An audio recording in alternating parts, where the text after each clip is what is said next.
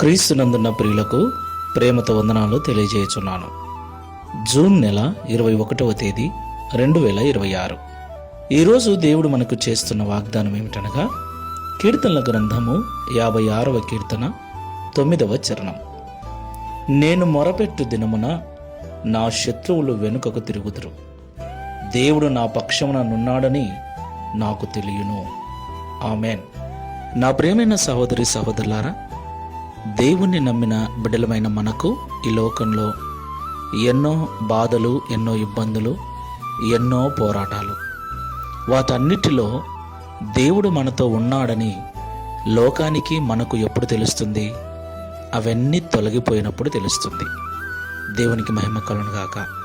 అవును ప్రియులారా, లోకములో ఉన్న మనుషులందరికీ ఎలాగైతే లోక సంబంధమైన శ్రమలు ఉంటాయో, క్రైస్తవులమైన మనకు కూడా తప్పకుండా శ్రమలు, నిందలు, అవమానములు, రోగములు, బాధలు మరీ ఎక్కువగా ఉంటాయని దేవుడే స్వయంగా చెప్పాడు.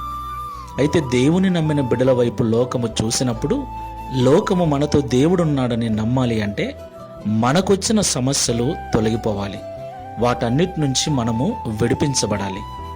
అప్పుడే దేవుడు మనకు తోడుగా ఉన్నాడని లోకము నమ్ముతుంది. మరి మన దేవుడు వాటన్నిటి నుండి మనల్ని విడిపించగలడా అంటే 100% తప్పకుండా విడిపిస్తాడు. ఎప్పుడూ మనము దేవునికి మొరపెట్టినప్పుడు. దేవునికి మహిమ కలుగునుగాక. దావీదు భక్తుడు అంటున్నాడు, నేను మొరపెట్టు దినమున నా శత్రువులు వెనుకకు తిరుగుదురు, దేవుడు నా పక్షమున ఉన్నాడని నాకు తెలియను. ప్రియులారా, దేవుడు మన పక్షమున ఉన్నాడు. ఆయన మనతోనే ఉన్నాడు.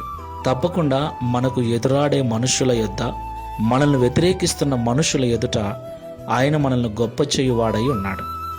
విశ్వాసముతో మనం ఆయనకు మొరపెట్టినప్పుడు, నమ్మకముతో విసుకక ఆయనకు మనం మొరపెట్టినప్పుడు ఈ కార్యమును మన జీవితంలో మనం చూస్తాం. ప్రార్థన చేసుకుందాం. ప్రేమగల తండ్రి, పరిశుద్ధుడా, మీకు వందనాలు చెల్లిస్తున్నాం.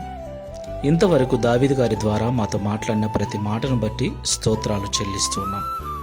ప్రియ తండ్రి, మాకొచ్చిన సమస్యలలో, శ్రమలలో, ఇబ్బందులలో మేము నీకు మొరపెట్టినప్పుడు మీరు మాతో ఉండి మాకొచ్చిన ప్రతి సమస్య నుండి విడుదల కలిగిస్తారని, ఈ లోకంలో మా పతనం కోరి మా వైపు కోపంగా చూస్తూ వ్యతిరేకమైన స్వభావముతో నిలిచిన మనుషుల ఎదుట, శత్రువైన సాతాను ఎదుట మమ్మల్ని గొప్ప చేసి వారి బలమును అణిచివేస్తారని మాతో మాట్లాడినందుకు స్తోత్రాలు.